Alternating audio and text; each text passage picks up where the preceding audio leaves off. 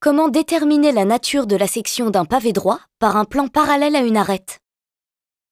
Considérons un pavé droit ABCDEFGH et un plan parallèle à une arête, ici l'arête BF, située sur le côté.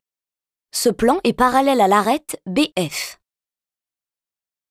Il est aussi parallèle aux trois autres arêtes AE, CG et DH.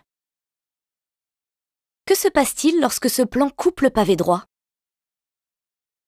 La surface ainsi obtenue, ici représentée en orange, est appelée section du pavé par ce plan.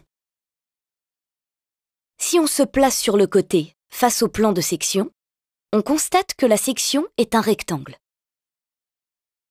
Un des côtés de ce rectangle a la même longueur que l'arête BF, à laquelle le plan est parallèle. Pour déterminer la mesure de l'autre longueur, il faut observer le pavé en vue de dessus. Le côté dont on cherche la longueur est en fait l'hypoténuse d'un triangle rectangle. Selon les données de l'énoncé, on peut calculer la longueur de l'hypoténuse avec le théorème de Pythagore par exemple, ou avec le cosinus ou le sinus. Voilà, maintenant tu sais identifier la nature de la section d'un pavé droit par un plan parallèle à une arête. Pour cela, tu observes le pavé et la longueur de l'arête parallèle au plan de section.